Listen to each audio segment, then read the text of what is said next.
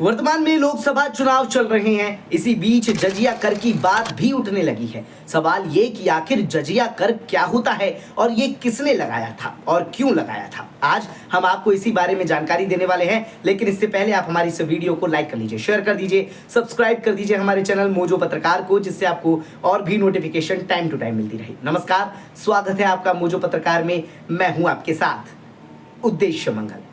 आपको बता दें कि देश में लोकसभा चुनाव को लेकर सियासी पारा चढ़ा हुआ है। बीजेपी और कांग्रेस के बीच जुबानी जंग काफी तेज है। बीजेपी अपनी चुनावी रैलियों में कांग्रेस को सनातन विरोधी साबित करने की जोर आजमाइश में जुटी हुई है। इसी क्रम में यूपी के मुख्यमंत्री योगी आदित्यनाथ ने कांग्रेस पर एक बड़ा हमला बोला है। मध्य प्रदेश के गुना में बीजेपी उम्मीदवार ज्योतिरादित्य सिंधिया के समर्थन में एक रैली में योगी ने कहा कि कांग्रेस के घोषणा पत्र में जजिया कर और गोहत्या को बढ़ावा देने की बात कही गई है। योगी ने इसकी तुलना मुगल बादशाह औरंगजेब के क्रूर शासन से की है। आदित्यनाथ ने दावा किया कि आपने औरंगजेब नामक क्रूर मुगल शासक का नाम सुना है। सभ्य मुस्लिम परिवार अपने बच्चों का नाम उसके नाम पर नहीं रखते क्योंकि उसने जजिया कर लगाया था। आइए आपको जजिया कर का पूरा इतिहास बताते हैं। बता दें कि जजिया एक प्रकार का धार्मिक टैक्स था। इसे मुस्लिम राज्य में रहने वाले गैर मुस्लिम यानी विशेषकर हिंदू जनता से वसूल किया जाता था। दरअसल मुगलों के शासनकाल में सिर्फ मुस्लिम आबादी को ही रहने की इजाजत थी। अगर इस धर्म के अलावा कोई और रहता था तो उसे धार्मिक कर देना होता था। इसे देने के बाद गैर मुस्लिम लोग अपने धर्म का पालन कर सकते थे। भारत में जजिया कर लाने वाला मोहम्मद बिन कासिम था। मोहम्मद बिन कासिम ने सबसे पहले भारत के सिंध प्रांत के देवल में जजिया कर लागू किया था। इसके बाद दिल्ली में इस कर को लागू करने वाला सुल्तान फिरोज तुगलक था।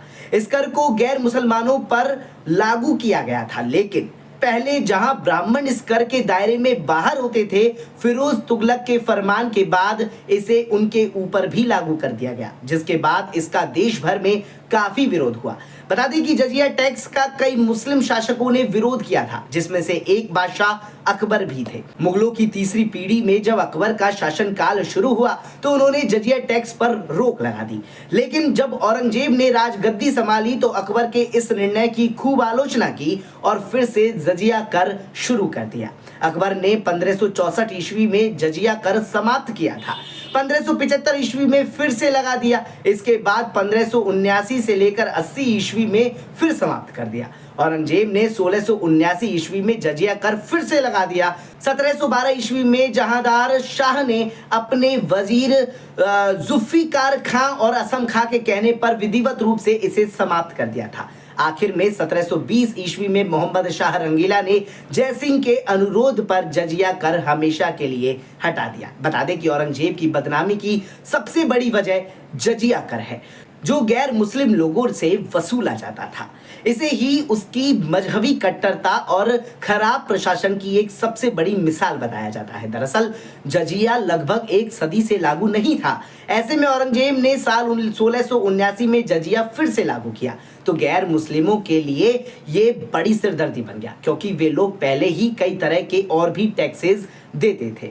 लेकिन एक अहम सवाल ये भी है कि आखिर औरंगजेब को गद्दी संभालने के 22 साल बाद जजिया लगाने की जरूरत क्या थी। मध्यकालीन इतिहासकार सतीश चंद्र लिखते हैं कि उस वक्त के यूरोपीय यात्रियों ने इसकी दो वजह बताई थी। पहली वजह थी लगातार युद्ध के चलते मुगल शाही खजाना घट गया था।